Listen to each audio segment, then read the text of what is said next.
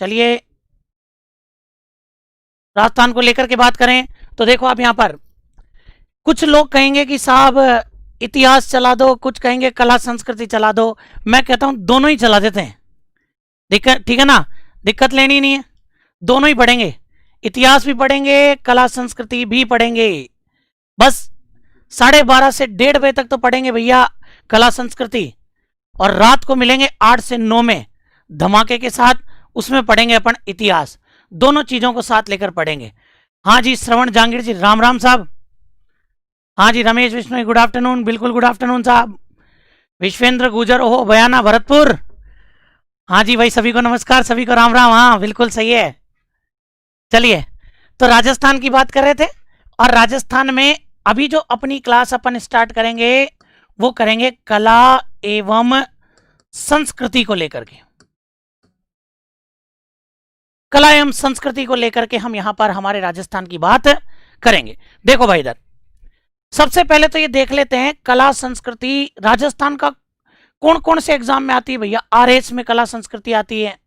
अगर हम बात करें तो देखो हमारे आगे चलें तो रीट के अंदर कला संस्कृति आती है, सेकंड ग्रेड में आती, पुलिस में आती, जूनियर अकाउंटेंट में आती है भैया, मतलब ग्राम सेवक में आती है, पटवारी में आती है। मतलब कि राजस्थान के अंदर लगभग जितने भी एग्जाम हैं उन सभी एग्जाम के अंदर आपके कला संस्कृति पूछी जाती है। चलिए तो कला संस्कृति के अंदर पढ़ना क्या क्या है वो देखते हैं अपन यहां पर। सबसे पहले कला संस्कृति के अंदर जो अपना टॉपिक अपन लेंगे, देखो एक एक चीज डिस्कस करते हैं। जैसे अपन बात करें हमारे एक सिलेबस में आता है लोक संगीत, कभी कभार ये यूनिट लिख कर दे देता है लोक संगीत। जब वो हमें लोक संगीत लिख करके देता है तो हमें क्या क्या पढ़ने को कहता है वो देखो। तो यहां पर अगर अपन देखें तो वो अपने को कह रहा है कि साहब एक तो आप पढ़ो लोकगीत, एक तो आप लोकगीत पढ़ो साहब। लोकगीत के बाद में दूसरे नंबर पर पढ़ लो बोले आप लोक नृत्य, इस लोक नृत्य को पढ़ो साहब। लोक नृत्य के बाद में वो कहता है कि एक काम करो साहब लोक नाट्य भी पढ़ो। लोक नाट्य के बाद में जिन पर हम कम ध्यान देते हैं और प्रश्न परीक्षा में बढ़िया बना लेता है, लोक वाद्यंत्र ले लो साहब। लोक वाद्यंत्र के अलावा जो मैं आपको एक अलग से टॉपिक पढ़ाऊंगा वो पढ़ाऊंगा मैं आपको लोक गायन शैलियां, फिर साहब इन शैलियों के घराने और घरानों के साथ में कलाकार, घरानों के साथ में कलाकार, पूरी कंप्लीट कल्चर करेंगे भाई, पूरी कंप्लीट A to Z, ध्यान रख लेना। फिर आप देखते रहना आपके सिलेबस में कौन सा टॉपिक है, ठीक है। मैं यहां पर पूरी कंप्लीट कल्चर करा दूंगा, बिल्कुल फिनिश। चलो साहब तो ये तो अपने लोक संगीत की बात हुई है। फिर हमारे पूछ लेता है दूसरा पॉइंट ले लेता है धर्म एवं धार्मिक आंदोलन, धर्म एवं धार्मिक आंदोलन, ये हमारा दूसरा पॉइंट ले लेता है वो। और धर्म एवं धार्मिक आंदोलन के अंदर क्या क्या पढ़ना होता है, जैसे देखो एक अपन पढ़ेंगे हमारे राजस्थान के लोक देवता पंचपीर, उनके अलावा कौन कौन से हैं, 26-27 प्रकार के लोक देवता पढ़ाऊंगा मैं आपको। फिर देखो ऐसे ही लोक देवता के बारे में बाद में हम पढ़ेंगे लोक देवियां, फिर अपन लोक देवियां पढ़ेंगे। लोक देवियों के बाद में अपन बात करेंगे लोक संत को लेकर के, और लोक संत के साथ ही हम यहीं पर ले लेंगे लोक संप्रदाय। भाई संत ले लेंगे, उनका संबंध कौन से संप्रदाय से रहा, ये सारी बात अपन इसके अंदर करेंगे, ठीक है ना। फिर देखो दूसरे पेज पर चलता हूं। इसके बाद में फिर अपन जो बात करेंगे वो अपन बात करेंगे हमारी स्थापत्य कला को लेकर के, स्थापत्य कला को लेकर के बात करेंगे। और स्थापत्य कला के अंदर क्या क्या पढ़ना है देखो, जैसे अपन एक तो स्थापत्य कला के अंदर पढ़ लेंगे भैया दुर्ग, मतलब कि हम पढ़ेंगे किलों के बारे में जानकारी ले लेंगे सारी। प्रश्न आते ही हैं, इनसे भी बहुत आते हैं भाई। एलडीसी मंदिर के प्रश्न आए ही थे, ध्यान रख लेना। मंदिर पढ़ लेंगे, मंदिर के साथ में मस्जिद भी पढ़ लेते हैं, मस्जिद पढ़ लो, कोई मीनार पढ़ लो, मस्जिदें पढ़ लो, मीनारें हो गई, मकबरे हो गए, ध्यान रख लेना, ये भी अपन पढ़ेंगे। इसी के बाद में देखो महल भी पढ़ लेते हैं, फिर ऐसे ही छतरियां पढ़ लेते हैं, छतरियां ले लो, बावड़ियां भी पढ़नी है, हवेलियां ले लेंगे, और कुएं एवं तालाब, सब कल्चर का पार्ट है भाई, ये काफी बड़ा पार्ट है, ठीक है ना। दिक्कत आती है कि ऑफलाइन में एक समय सीमा होती है, तो उसके अंदर तो चलो अपने को सारी चीज डिस्कस करने में थोड़ा टाइम लगता है, यहां पर अपने पास कोई समय सीमा नहीं है, खूब पढ़ो, जबरदस्त पढ़ो। तो ध्यान रख लेना ये स्थापत्य कला का पार्ट हो जाएगा। स्थापत्य कला के अलावा देखो और क्या पढ़ना है इसके अलावा, फिर अपन ले लेंगे हमारा संस्कृति एवं समाज वाला पार्ट, संस्कृति एवं समाज वाला पार्ट अपन इसके अंदर ले लेते हैं। इसमें क्या क्या पढ़ेंगे भाई, इसमें एक टॉपिक तो पढ़ेंगे मेले एवं त्योहार, मेले एवं त्योहार के बारे में इसके अंदर पढ़ेंगे। फिर देखो मेले एवं त्योहार के बाद में हम पढ़ेंगे जनजातियां,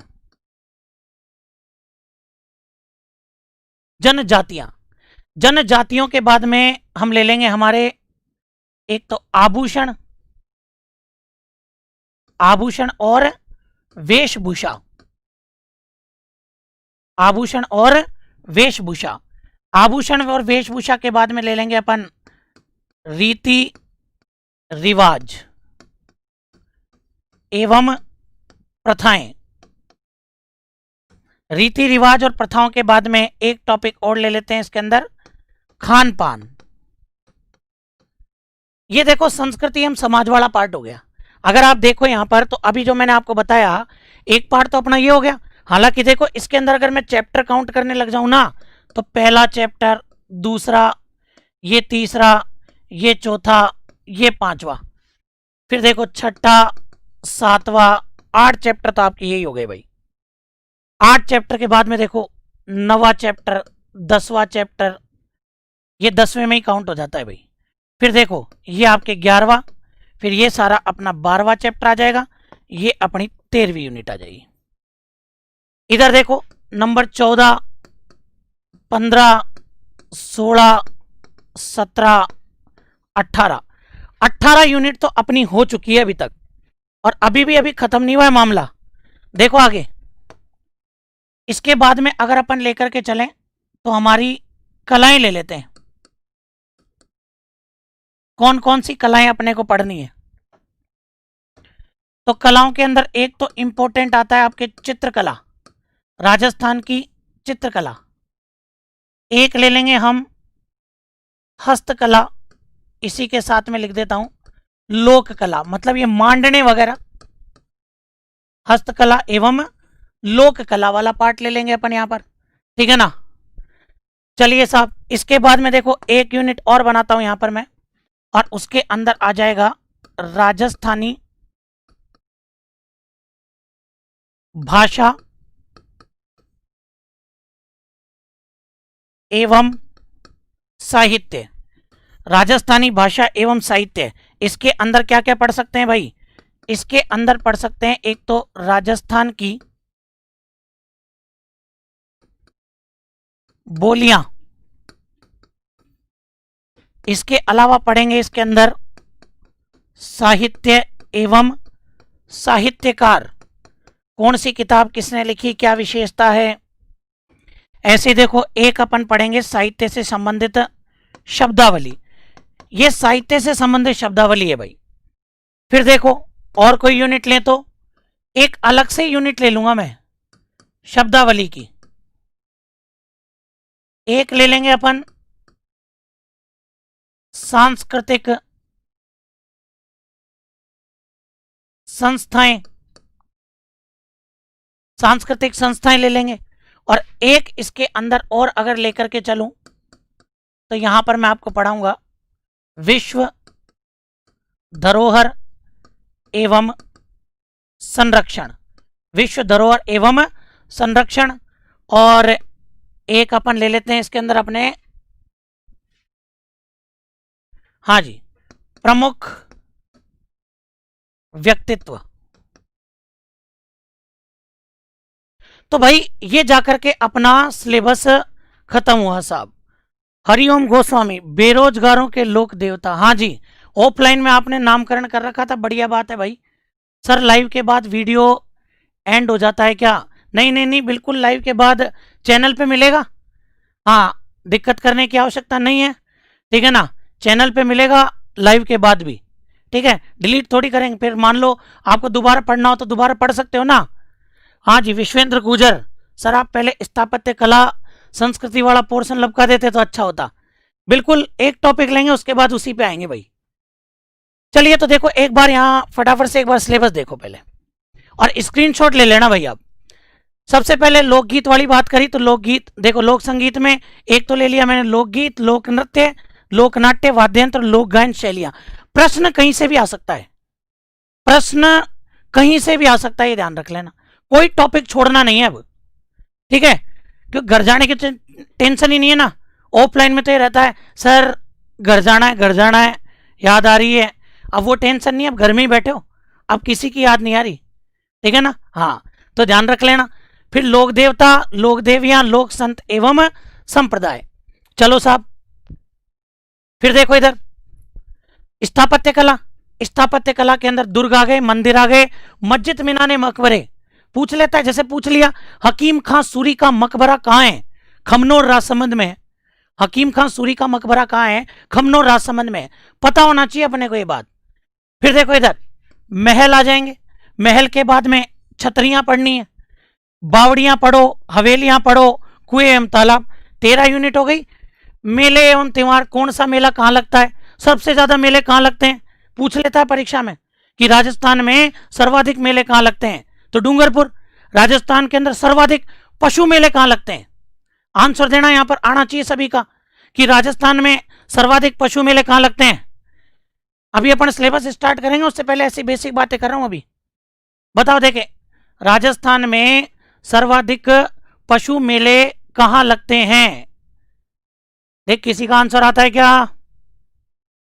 हाँ जी सर, कंपटीशन के हिसाब से पढ़ाना सर। फिर अरे दोबारा पढ़ने का जरूरत है? दोबारा पढ़ना ही नहीं है। हाँ, अब की बार नौकरी लेनी है। बिल्कुल नागौर वालों, दिख रहे हो तुम नागौर से ही हो। हाँ, ये मारवाड़ वाले बड़े खतरनाक होते हैं भाई। बिल्कुल कमलेश कुमावत लपका देंगे, लेकिन पहले आंसर दो मेरे को। हाँ, ये बात बिल्कुल सही है। राजस्थान में सर्वाधिक मेले नागौर में लगते हैं, और कई नागौर वालों के आंसर भी आ गए। सर्वाधिक पशु मेले कहां लगते हैं? नागौर में, लेकिन सर्वाधिक मेले डूंगरपुर में। चलिए साहब, तो मेले एवं त्योहार का टॉपिक, जनजातियां, जनजातियां पढ़ेंगे। राजस्थान में कौन कौन सी जनजातियां हैं? आभूषण एवं वेशभूषा, कौन सा आभूषण कहां पहना जाता है? कौन सा आभूषण कहां पहना जाता है? जैसे एक मैं आपसे पूछ लेता हूं, हाँ भाई बताओ, देखे फटाफट से, बहुत ही आसान सा है ये। मेमंद कहां से पहनोगे? मेमंद, मेमंद आभूषण कहां पहना जाएगा? आंसर दो जी। मेमंद आभूषण कहां पहना जाएगा? अच्छा जी, बिल्कुल मेमंद आभूषण कहां पहनेंगे? हाथ में, पैर में?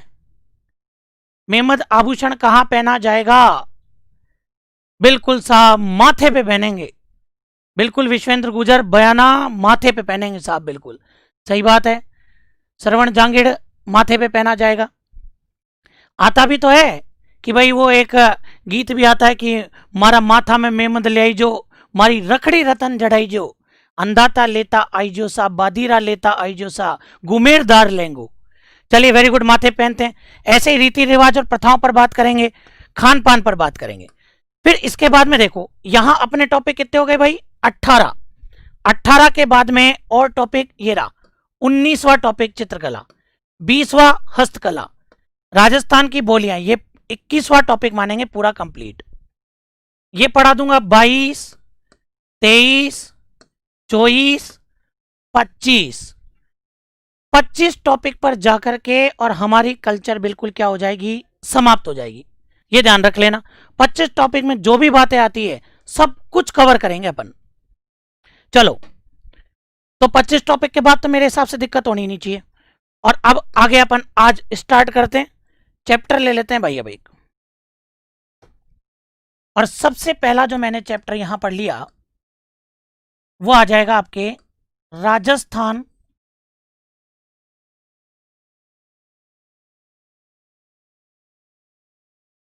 हस्तकला। सबसे पहला टॉपिक जो मैं यहां पर लूंगा वो अपने आता है राजस्थान हस्तकला।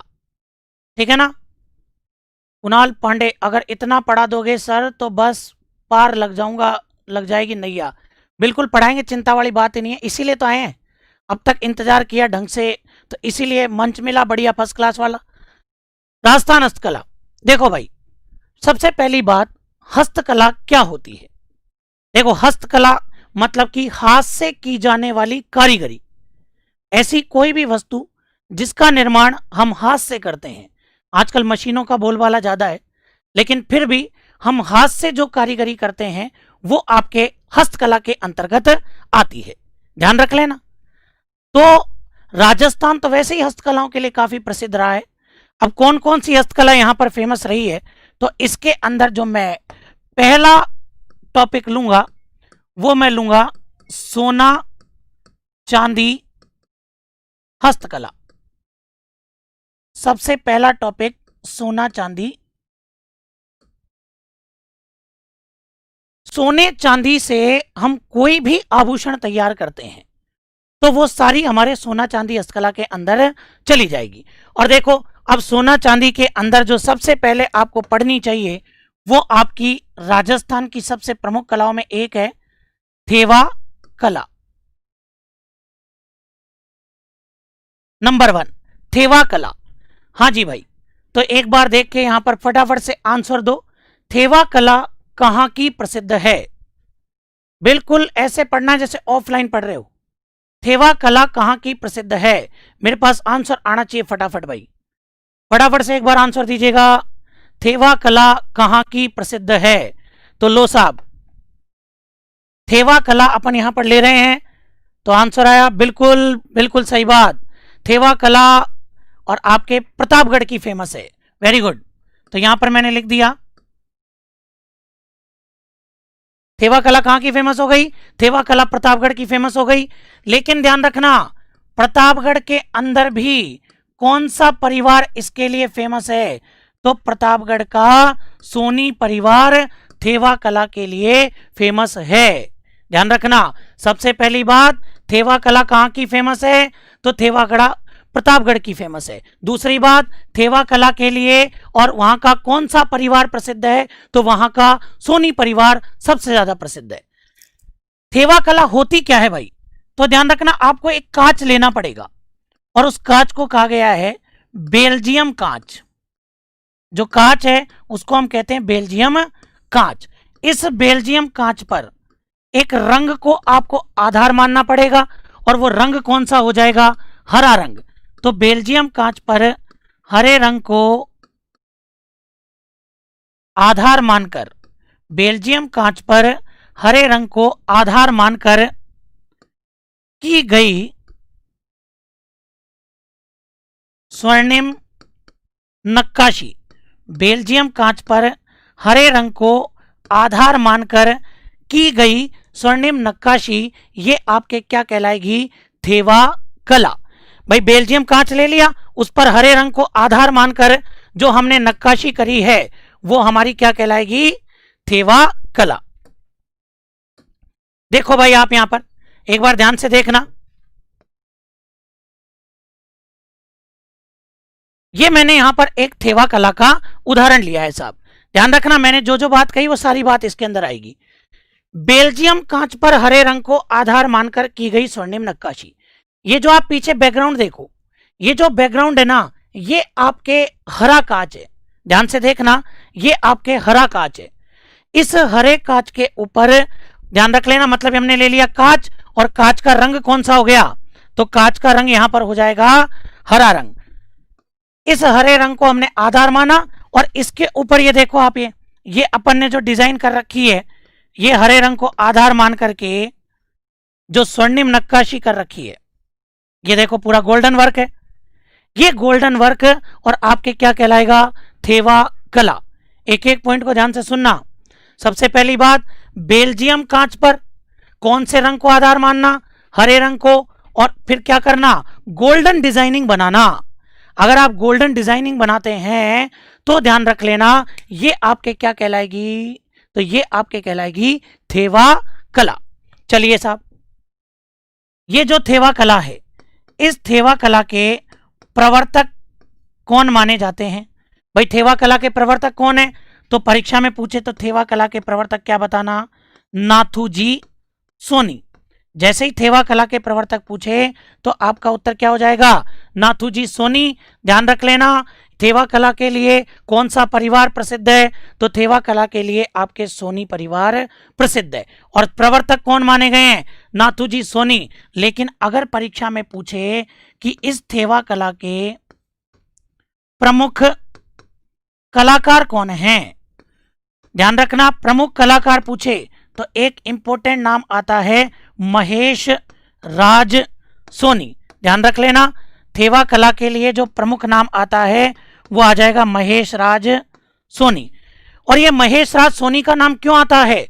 क्योंकि महेश राज सोनी को 2015 में इस थेवा कला के लिए एक पुरस्कार दे दिया गया, और वो पुरस्कार कौन सा दिया गया? पद्मश्री पुरस्कार। तो ध्यान रख लेना, थेवा कला के वे कलाकार जिन्हें पद्मश्री पुरस्कार दिया गया, तो आपका उत्तर हो जाएगा महेश राज सोनी। ठीक है, चलिए साहब, ऐसे ही दूसरा एक और नाम ले लेते हैं। दूसरा नाम आता है गिरीश कुमार। गिरीश कुमार, ये गिरीश कुमार कौन क्यों है भाई? क्यों ये इसलिए हो जाएंगे क्योंकि 2001 में और इनको किससे सम्मान मिला? राष्ट्रपति से। ध्यान रख लेना, इनको राष्ट्रपति से सम्मान मिला। एक एक बात को ध्यान से सुनना भाई। सबसे पहली बात, आंसर दो फटाफट से। यहां पर थेवा कला कहां की फेमस है? प्रतापगढ़ की। ध्यान रखना, थेवा कला के लिए कौन सा परिवार फेमस हो जाएगा? तो थेवा कला के लिए आपका सोनी परिवार फेमस होगा। कौन सा कांच काम में लेना है? बेल्जियम कांच। बेस कलर कौन सा हो गया? हरा रंग। ध्यान रखना, और इसके ऊपर स्वर्णिम नक्काशी, गोल्डन डिजाइन करी, यही थेवा कला कहलाएगी। थेवा कला के प्रवर्तक कौन है? नाथूजी सोनी। थेवा कला के प्रवर्तक कौन है? नाथूजी सोनी। ध्यान रखना, और प्रमुख कलाकार इसके अलावा महेश राज सोनी, क्योंकि इनको तो मिल रहा है पद्मश्री, और दूसरा गिरीश कुमार, इनको 2001 में राष्ट्रपति से सम्मान प्राप्त हुआ है। ध्यान से इधर देखना, इस थेवा कला को अगर मैं बात करूं, यहां पर थेवा कला अपन ले रहे हैं, और थेवा कला को अंतरराष्ट्रीय, थेवा कला को अंतरराष्ट्रीय पहचान दिलाने वाले, कि थेवा कला को इंटरनेशनल लेवल पर पहचान किसने दिलाई? तो ध्यान रखना, इसके अंदर भी एक नाम आता है भाई। थेवा कला को अंतरराष्ट्रीय स्तर पर पहचान दिलाने का काम किया है जस्टिन बकी। ध्यान रखना, थेवा कला को अंतरराष्ट्रीय स्तर पर पहचान दिलाने का काम किया है जस्टिन बकी। ध्यान रखना। अच्छा जी, एक प्रश्न यहां पर बनता है कि थेवा कला पर डाक टिकट जारी हुआ है, बता सकते हैं आपकी वो डाक टिकट कब जारी हुआ है?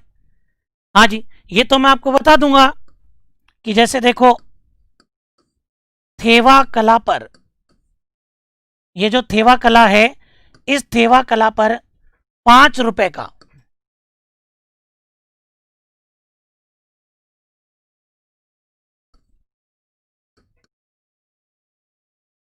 ₹5 का डाक टिकट जारी हुआ। आंसर दीजिएगा। देखें डाक टिकट कब जारी हुआ, देखते हैं यहां पर। बिल्कुल सही बात, कुणाल पांडे, बिल्कुल सही उत्तर आया। ध्यान रख लेना, 15 नवंबर 2002।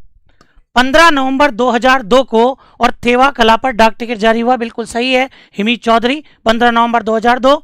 रितु चौधरी बिल्कुल सही आंसर, 15 नवंबर 2002। कितने रुपए का? 5 रुपए का। अरे कईयों को यह पता नहीं होता है कि डाक टिकट क्या, क्योंकि आजकल तो व्हाट्सएप है, सीधे हाय हेलो, ठीक है ना, खाना खा लिया क्या, नहीं खाया क्या, वो सब वहां देख ही लेते हैं आजकल। तो आजकल तुम्हें पता नहीं है डाक टिकट क्या होता है। ध्यान रखना, पहले के टाइम पर क्या होता था कि जैसे अपन दीपावली वगैरह मनाते थे ना, तो भी सामने वाले के पास क्या अपन कार्ड भेजते थे।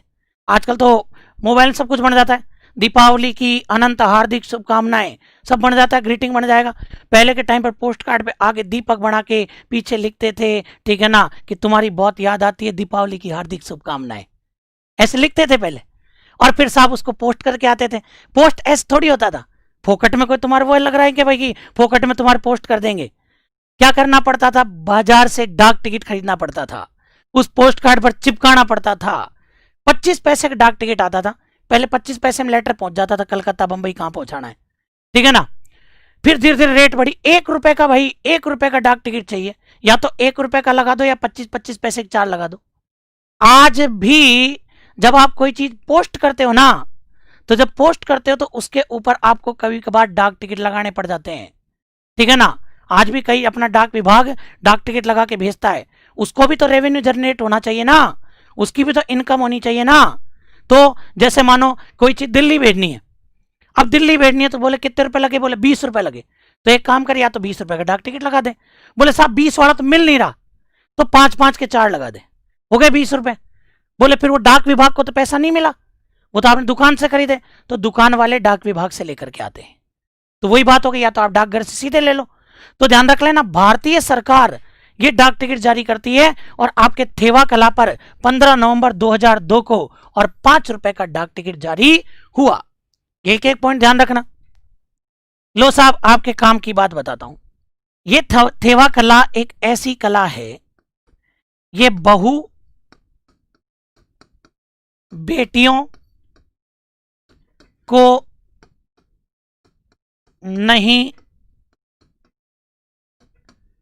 सिखाई जाती है। बहु बेटियों को यह कला नहीं सिखाई जाती है भाई, ये ध्यान रख लेना भाई। ये जो थेवा कला है ये बहु बेटियों को नहीं सिखाई जाती है। तो ये आपको मैं उम्मीद करता हूं यहां तक समझ में आया होगा। तो देखो आप, हाँ भाई नहीं समझ में आया तो बोल देना, हाँ बिल्कुल, मैंने बोला ना ऑफलाइन की तरह पढ़ना है। देखो थेवा कला, सबसे पहली बात बताओ कहां की फेमस हो गई? प्रतापगढ़। प्रतापगढ़ का कौन सा परिवार इसके लिए फेमस है? सोनी परिवार। आपको कौन सा कांच काम में लेना है? बेल्जियम कांच काम में लेना है। उसमें भी ध्यान रखना हरा रंग बेस होना चाहिए। आजकल लाल भी चलता है, उसमें कोई दिक्कत नहीं है, लेकिन मोस्टली ध्यान रखना हरा रंग होता है। और हरे रंग को आधार मानकर की गई स्वर्णिम नक्काशी दिख रहा होगा, गोल्डन डिजाइनिंग कर ही रखा है, तो जो स्वर्णिम नक्काशी है वो थेवा कला कहलाएगी। थेवा कला के प्रवर्तक कौन है भाई? नाथूजी सोनी। अगर पूछे पद्मश्री से सम्मानित कौन है? महेशराज सोनी। अगर पूछे कि राष्ट्रपति से सम्मानित कौन है, 2001 में राष्ट्रपति पुरस्कार मिला, वो गिरीश कुमार को मिला। अंतरराष्ट्रीय स्तर पर इसको फेमस बनाने का काम किसने किया? तो अंतरराष्ट्रीय स्तर पर जस्टिन बकी ने किया है भाई, ठीक है। कितने रुपए का डाक टिकट जारी करते हो भाई इस पर? 5 रुपए का डाक टिकट जारी होता है इसके ऊपर। फिर देखो, और ये डाक टिकट कब जारी हुआ है? 15 नवंबर 2002 में जारी हुआ है। फिर देखो, राजस्थान की वह कला जो बहु बेटियों को नहीं सिखाई जाती है, तो वो कौन सी हो जाएगी? थेवा कला। हाँ ये तो मुझे पता ही था, ये तो आएगा ही आएगा। क्यों सर? ठीक है ना। अरे बहु बेटियां पराये घर जाती है ना, फिर दूसरे जाकर के वहां प्रचार करे, अपनी धंधे बिलात पड़ेगी भाई, ठीक है ना। वो उनके रीति रिवाज है, वो क्यों नहीं सिखाते हैं, वो उनकी वो है, ध्यान रख लेना। अच्छा जी, दीपिका चीपा, नमस्ते सर, मैं आपसे उदयपुर जीकेएस में 2018 में पढ़ती थी। बिल्कुल, अब आप यहां पढ़ो, बेहतरीन तैयारी करो, एग्जाम में सिलेक्शन होना चाहिए कुल मिलाकर के, ये ध्यान रखना। अपना उद्देश्य एक ही है, सिलेक्शन होना चाहिए। आज तो शुरुआत है, धीरे धीरे अपन उस लेवल पर पहुंच जाएंगे। एक चीज ध्यान रखना भाई, जिस दिन जो पढ़ा दिया ना उसी दिन कंप्लीट करके रख देना। जिस दिन जो पढ़ा दिया उसी दिन कंप्लीट होना चाहिए, टाइम नहीं लगना चाहिए। अब जैसे ये टॉपिक खत्म होगा ना, मैं पीडीएफ डलवा दूंगा 100 प्रश्न की, ठीक है ना। अपना ऐप आ जाएगा, उस ऐप के ऊपर आप और क्या करना, तुरंत उसको इंस्टॉल कर लेना, प्ले स्टोर पे जाना, ऑल एग्जाम लाइव पे जाकर के वहां से इंस्टॉल कर लेना, और इंस्टॉल करके वहां पर आपको पीडीएफ वगैरह, क्लासेस वगैरह सब प्रोवाइड हो जाएगी, ठीक है ना। चलो साहब, तो ये पहली कला आपके क्लियर हो गई, जहां तक उम्मीद करता हूं। आगे बढ़ते हैं। देखो, थेवा कला के बाद में जो नंबर 2 में यहां पर लूंगा, वो नंबर 2 आ जाएगी तार कशी के जेवर। तारकशी के जेवर, कोई भी बात करें, सबसे पहला प्रश्न तो भैया यही बनता है, तारकशी के जेवर कहां के प्रसिद्ध हैं, ठीक है ना। तारकशी के जेवर कहां के प्रसिद्ध हैं, आप आंसर देना, मैं आपको बताता हूं तारकशी क्या होता है। सबसे पहली बात देखो, खुद ही कह रहा है तारों को कसकर, तारकशी तारों को कसकर, मतलब कि अपने को यहां पे क्या लेने पड़ेंगे, चांदी के पतले पतले, ध्यान से देखना, चांदी के पतले पतले तारों से, चांदी के पतले पतले तारों से आभूषण बनाना, चांदी के पतले पतले तारों से आभूषण बनाना, ध्यान रख लेना, ये आपके कहलाएंगे तारकशी के जेवर। आजकल ट्रेंड में है, ये ध्यान रखना, ठीक है। तो आंसर दो, हाँ बिल्कुल, कुणाल पांडे, नाथद्वारा राजसमंद, हिमी चौधरी, अनिल सारण, बिल्कुल सही है भाई, बिल्कुल, ऋतु चौधरी, नाथद्वारा बिल्कुल सही है, वेरी गुड। वे थोड़ा प्यार से बोला करो, नाथ द्वारा राज संबंध, हाँ ध्यान देना इधर, अच्छी जगह है, भगवान कृष्ण का मंदिर है। तो लो साहब, मैंने यहां पर लिख दिया नाथ द्वारा, और ये नाथ द्वारा कहां पर, राज संबंध, नाथ द्वारा राज संबंध सही आंसर है। चांदी के पतले पतले तारों से आभूषण बनाना कैसे होते हैं देखते हैं, देखो एक बार, चांदी के पतले पतले तारों से आभूषण बनाना, ये आपके तारकशी के जेवर कहलाएंगे। लो साहब, आजकल ट्रेंड में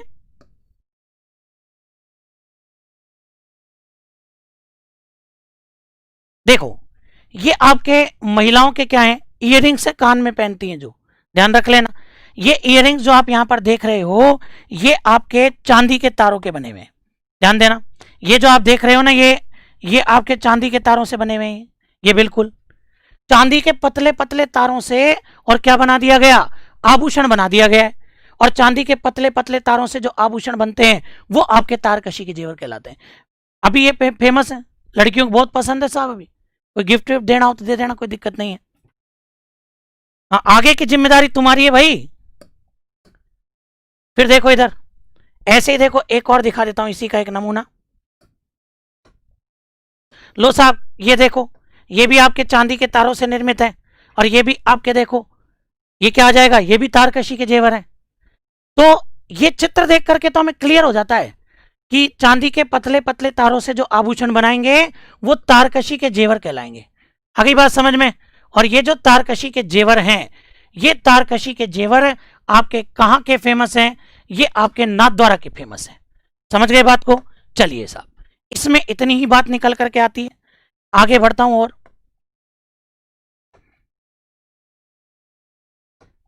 नंबर 3, नंबर 3 पर ले लेंगे जेम्स एंड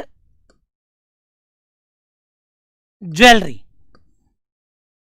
नंबर 3 पर आती है जेम्स एंड ज्वेलरी। लो साहब, जेम्स एंड ज्वेलरी की बात करें, याद कर लो, जैसे जेम्स, जैसे जेम्स, और जैसे जयपुर, जैसे क्या बोलना, जयपुर। आ गई बात समझ में। जैसे जोधपुर नहीं, जैसे जैसलमेर नहीं, जैसे क्या बोलना, जयपुर बोलना। जेम्स एंड ज्वेलरी का सबसे बड़ा कारोबार है जयपुर के अंदर, ध्यान रखना। जयपुर के अंदर एक बाजार है, जौहरी बाजार। जयपुर के अंदर एक जौहरी बाजार है, उस जौहरी बाजार के अंदर इस जेम्स एंड ज्वेलरी का बहुत बड़ा कारोबार है। तो ध्यान रखना, ये जेम्स एंड ज्वेलरी कहां की फेमस हो जाएगी, ये आपके जयपुर की फेमस हो जाएगी। होती क्या है भाई ये, तो वो भी देख लेते हैं एक बार। देखो भाई, जेम्स एंड ज्वेलरी के बारे में बात करें, ये लो साहब, ये अपने कुछ बहुमूल्य पत्थर आते हैं, ध्यान रखना, ये आपके होते हैं जेम्स। इनको आभूषणों के अंदर लगाओ तो ये पूरे आपके क्या कहलाएंगे, जेम्स से ज्वेलरी बन जाएगी साहब, ध्यान रख लेना। तो ये बहुमूल्य पत्थर हैं, ये जेम्स हैं छोटे छोटे, इनको हम ज्वेलरी में लगा देते हैं। जैसे मानो कि मेरे को एक उदाहरण ले लेता हूं यहां पे, ये देखो साहब, जैसे ये है, ये साहब मैंने इसको फिट कर दिया कहीं पर, ये आभूषण में फिट कर दिया, ठीक है ना, मतलब कि ये गोल्ड हो गया ये अपना। ये ऐसे मैंने एक वो बनाया, यहां पर इस प्रकार की आकृति बना दी, और ये लो साहब, ये चेन डाल दी अपन ने, ये गले का अपना वो हो गया, ध्यान रख लेना, हार बन गया है गले का। तो ये आपके जो था, ये आपके हो गया जेम्स, और इसको आपने ज्वेलरी में लगा दिया, तो ये जेम्स एंड ज्वेलरी हो गई। और जेम्स एंड ज्वेलरी कहां की फेमस है भाई, ये जयपुर की फेमस है, ध्यान देना इधर। फिर देखो आगे बात करते हैं, नेक्स्ट अपन लेते हैं इसके बाद में, जेम्स एंड ज्वेलरी के बाद में हम ले लेते हैं मीनाकारी। मीनाकारी के बारे में यहां पर बात करेंगे। मीनाकारी क्या होती है, सबसे पहले तो अपने को यह ध्यान देना है, मीनाकारी सबसे पहली बात तो कहां की फेमस है ये बता दो भाई। मीनाकारी कहां की फेमस है, बिल्कुल जेम्स एंड ज्वेलरी जयपुर की फेमस है। आपके आंसर आ रहे हैं, बहुत बढ़िया बात है, आप लोग एक्टिव हैं, ठीक है ना। हाँ बिल्कुल, मेरे को फटाफट से एक बार ये बताओ भाई, मीनाकारी कहां की फेमस है, हाँ ये बताओ भाई, ठीक है ना। एक्टिव रहो, पूरे क्लास के अंदर ही रहना चाहिए कि हाँ हमें भी लगे कि आप जुड़े हुए हो, ठीक है ना। और ज्यादा से ज्यादा लोगों को जोड़ो, सबको पता होना चाहिए क्लास चल रही है, और शेयर कर दो पूरे चारों तरफ धुआंधार, अपन पूरी कल्चर को लपका देंगे, ध्यान रखना। हाँ वेरी गुड, बिल्कुल, ये मीनाकारी का जो प्रोग्राम है ये भी आपका कहाँ का फेमस है, जयपुर का, ये भी भैया जयपुर का फेमस है। तो पहले तो मुझे ये बताओ, जेम्स एंड ज्वेलरी हो गई आपके जयपुर की फेमस, मीनाकारी कहाँ की हो गई, जयपुर की फेमस। अब ये मीनाकारी है क्या भाई, ये मीनाकारी क्या है, तो देखो ऐसा कहते हैं,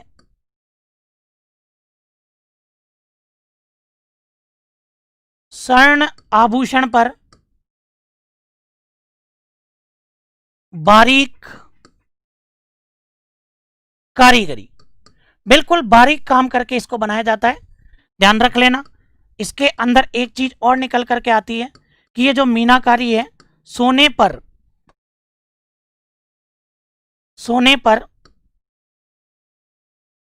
रंग चढ़ाना, ये मीनाकारी के अंतर्गत आता है। तो ध्यान रख लेना, सबसे पहली बात, मीनाकारी फेमस कहां की है, तो मीनाकारी फेमस है जयपुर की, ध्यान रख लेना। और स्वर्ण आभूषणों पर बारीक कारीगरी या सोने पर रंग चढ़ाना, ये कला कहलाती है आपके मीनाकारी। जैसे देखो, बहुत अच्छा एक उदाहरण लेता हूं मैं यहां पर, इसके अंदर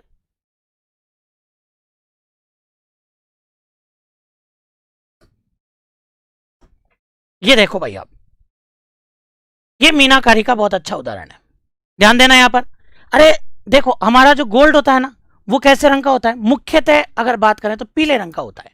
जो गोल्ड होता है वो मुख्यतः पीले रंग का होता है। आप यहां पर देखो, ये यहां ग्रीन कलर आ रहा है, ये देखो आप पिंक सा आ रहा है, ये देखो येलो आ रहा है, ये ग्रीन आ गया, ध्यान रख लेना। व्हाइट भी आपको नजर आ रहा होगा। तो अगर अपन बात करें, इस प्रकार ये हमने बारीक रूप से इसके ऊपर क्या कर दिए, रंग लगा दिया, रंग चढ़ा दिया, दूसरा रंग कर लिया, तो ये आपके किसका एग्जाम्पल हो गया, ये आपके एग्जाम्पल हो गया मीनाकारी का, ध्यान रख लेना।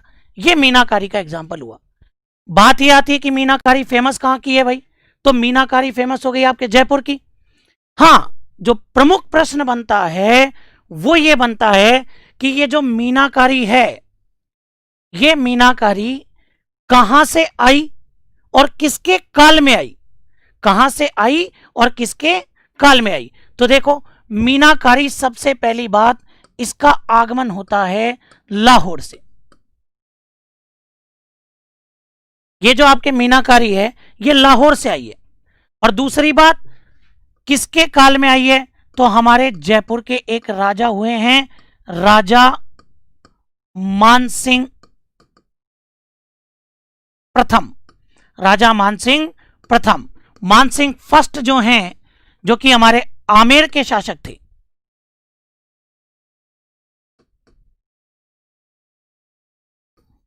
जो कि हमारे आमेर के शासक थे, वो ये मानसिंह वही है, ध्यान रख लेना, जिसको अकबर ने क्या कहा था, फरजंद। अकबर ने इसको एक उपाधि दी थी जिसका नाम था फरजंद, मतलब कि ये अकबर का दत्तक पुत्र था, ध्यान रखना। और दूसरी बात, मानसिंह अकबर के नवरत्नों में शामिल था, ये वही मानसिंह है। और उसी मानसिंह के काल में लाहौर से कौन सी कला आई है भाई, मीनाकारी। ये जो मीनाकारी है, इस मीनाकारी के सबसे प्रमुख कलाकार कौन है भाई, मीनाकारी के जो सबसे प्रमुख कलाकार वो हैं, वो कौन है। अब देखो कईयों ने आंसर दिया 16वीं शताब्दी, बिल्कुल सही बात है, उसका मुख्यतः कार्यकाल 16वीं शताब्दी का ही है, ध्यान रख लेना। मतलब कि ये जो बात करें कि लाहौर से आई, ये कौन सी शताब्दी में आई, ये आपके 16वीं शताब्दी में आई। चलो प्रमुख कलाकार का नाम बताइए फटाफट से कि प्रमुख कलाकार कौन है। तो ध्यान देना इधर, ये जो मीनाकारी हैं, इस मीनाकारी के परीक्षा में पूछे प्रमुख कलाकार, तो मीनाकारी का जो प्रमुख कलाकार है उसका नाम है कुदरत सिंह। इसका जो प्रमुख कलाकार है वो है कुदरत सिंह, हाँ बिल्कुल सही बात है, सरदार कुदरत सिंह। और ये जो कुदरत सिंह है, ये ध्यान रख लेना, ये आपके, इसको कौन सा पुरस्कार दिया गया, इसको भी पद्मश्री पुरस्कार से सम्मानित किया गया। ये जो कुदरत सिंह है, इनको भी पद्मश्री पुरस्कार से सम्मानित किया गया, बिल्कुल सही बात है। हिमी चौधरी, देखो सुरेंद्र सिंह चौहान, कृपाल सिंह, भाई कृपाल सिंह शेखावत जो हैं वो ब्लू पोट्री के हैं, ब्लू पोट्री के हैं। आपको लग रहा होगा, हाँ बिल्कुल सही बात है, ब्लू पोट्री भी मानसिंह के काल में आई है, लेकिन ब्लू पोट्री का सर्वाधिक विकास राम सिंह सेकंड के काल में हुआ है, ध्यान रखना इस बात को। और जो कृपाल सिंह शेखावत आप बता रहे हो ना, वो ब्लू पोट्री के हैं, ठीक है, ध्यान रखना। बिल्कुल ये नहीं सोचना कमेंट देंगे गलत हो जाएगा, हो जाए तो हो जाए, कोई दिक्कत नहीं है, ऑफलाइन में भी तो होता है, कोई दिक्कत नहीं, आराम से आंसर दो जो मन में आ रहा है, अपनी जिज्ञासाएं दूर करना। चलिए साहब, तो कुदरत सिंह को पद्मश्री पुरस्कार मिला, और ये मैंने यहां पर बात करी आपके मीनाकारी को लेकर, मीनाकारी हो गई। इसके बाद में आगे बढ़ते हैं, तो आगे बढ़े तो देखो क्या आ जाएगा, नेक्स्ट नंबर 5,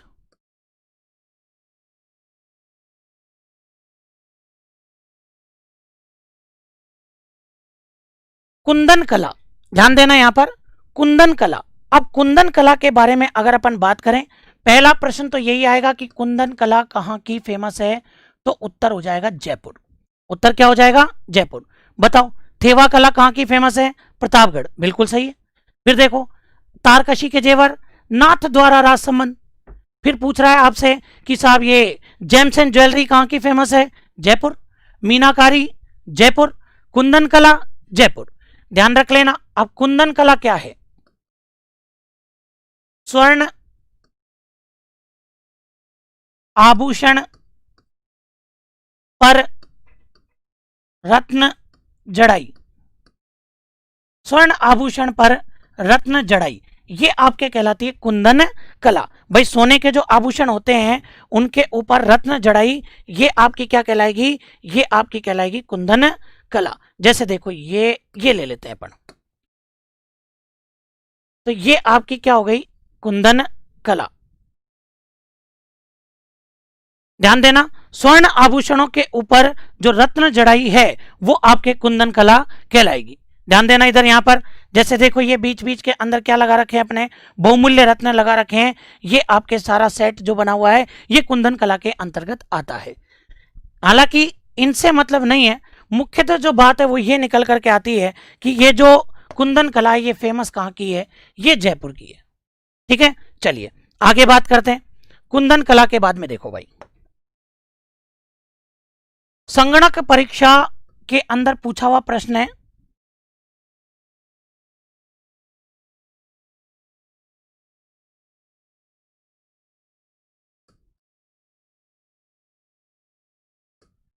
काफी अच्छा प्रश्न बनता है भैया कोफ्तगिरी को लेकर के, ध्यान रखना, संगणक परीक्षा में पूछा हुआ प्रश्न है ये कोफ्तगिरी का। अब ये जो कोफ्तगिरी है, ये कोफ्तगिरी कहाँ की फेमस है? जयपुर। आप ये देखना मैंने क्रमशः लिया है भाई, बिल्कुल एक क्रम बना करके बात करिए। थेवा कला प्रतापगढ़, तारकशी के जेवर नाथ द्वारा राज संबंध, फिर उसके बाद में यहां पर मैंने क्या लिया, फिर जयपुर ही जयपुर ले रहे हैं अपन, ध्यान देना, जैसे जेम्स एंड ज्वेलरी जयपुर, मीनाकारी जयपुर, कुंदन कला जयपुर, कोफ्तगिरी जयपुर, जयपुर के साथ में अलवर, जयपुर के साथ में क्या ले लूंगा? अलवर, ध्यान देना यहां पर जयपुर के साथ में अलवर ले लिया अपन ने। चलिए भाई ये कोफ्तगिरी की बात है। कोफ्तगिरी क्या होती है? कोफ्तगिरी होती है फौलाद की वस्तुएं, जैसे अपन बोलते हैं कि मजबूत वस्तुएं, लोहा जो अपन कह सकते हैं मुख्यतः, फौलाद की वस्तुओं,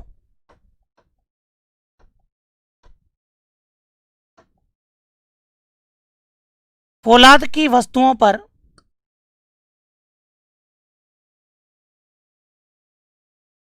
सोने के तार की जड़ाई, फौलाद की वस्तुओं पर सोने के तार की जड़ाई, चांदी में भी वर्क होता है इसका, इसका भी देखो बहुत अच्छा उदाहरण है एक अपने पास, ध्यान देना भाई इधर देखो। इसके बारे में भी अगर अपन बात करें तो जैसे यहां पर मैं ले लेता हूं आपके, हाँ जी, एक तो अपने पास ये ले लेते हैं, एक और मैं यहां पर लेता हूं, अच्छे से समझ में आ जाएगा।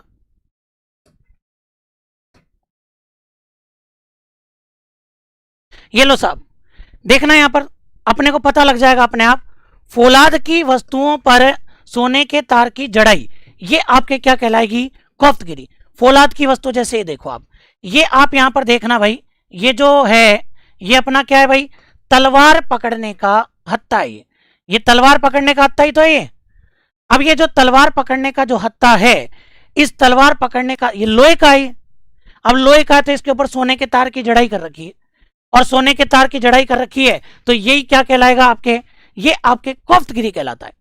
देख लो, ये चांदी के तार की जड़ाई हो गई, ये अपन एक बॉक्स संदूक टाइप है, ये ध्यान रखना कीमती चीज रखने के लिए, ये भी वैसा ही हो जाएगा। ये चांदी के तार की जड़ाई हो गई, यहां देखो आप, ये अपने मयान वगैरह कटार हो गई, कटार के ऊपर ये देख लो आप, मतलब कि अपन बात करें कि फौलाद की वस्तुओं पर सोने के तार की जड़ाई क्या कहलाएगी? कोफ्तगिरी। अब ऑप्शन में जयपुर और अलवर दोनों हो तो उस स्थिति में क्या करें? तो ध्यान रख लेना, पहली प्रायोरिटी देनी है जयपुर को। हालांकि अभी तक ये 2 बार प्रश्न आया है, दोनों में ही जयपुर अलवर साथ में था। हाँ, अलवर जयपुर आगे पीछे भले ही हो सकता है, ध्यान रख लेना। तो ध्यान रखना जयपुर और अलवर इसका आंसर हो जाएगा। देखो एक और यहां पर बात कर लेता हूं, नंबर 7,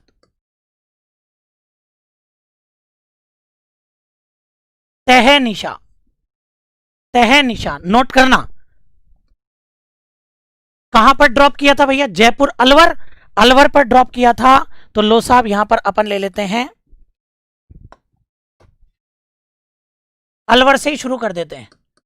तहनीशा एक तो अलवर में और एक उदयपुर में, अलवर में और एक उदयपुर में, ये ध्यान रखना। तहनीशा, तह यानी गहराई को बोलते हैं ना, तह, तहनीशा डिजाइन को गहरा करके, ध्यान रखना, सोने एवं चांदी के तार की जड़ाई, डिजाइन को गहरा करके सोने एवं चांदी के तार की जड़ाई क्या कहलाएगा? तहनीशा कहलाएगी। और ये तहनीशा कहाँ की फेमस है? अलवर और उदयपुर की फेमस है। ये जो तहनीशा है ये अलवर और उदयपुर की फेमस है। फटाफट से देखना भाई, अपन ने टॉपिक लिया था कौन सा? हस्तकला। सबसे पहले देखो सोना चांदी हस्तकला अपन ने लिए, एक पार्ट अपन ने यहां पर लिया है थेवा कला। थेवा कला कहां की फेमस है? प्रतापगढ़। और प्रतापगढ़ का कौन सा परिवार? सोनी परिवार। और कौन सा कांच लेना है? बेल्जियम कांच। रंग कौन सा? हरा। उसके ऊपर क्या करनी है? स्वर्णिम नक्काशी, ध्यान रख लेना।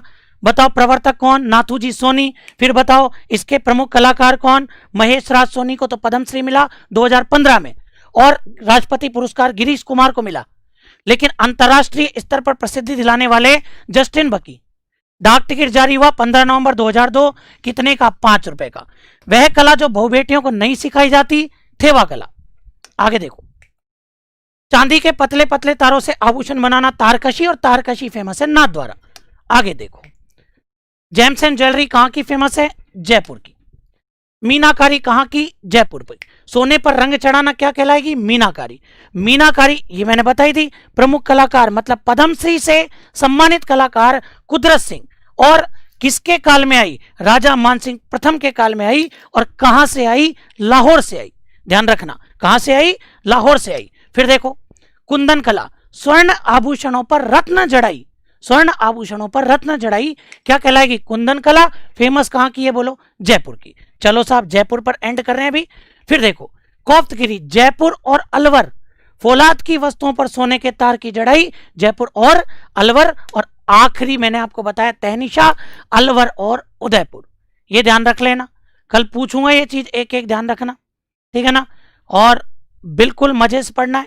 मैंने आपको पहले ही कहा है, ये ऑल एग्जाम लाइव जो चैनल है, इसके ऊपर एक बहुत बेहतरीन टीम जोड़ी गई है, और सब अपनी तरफ से बेहतरीन मेहनत करने वाले हैं।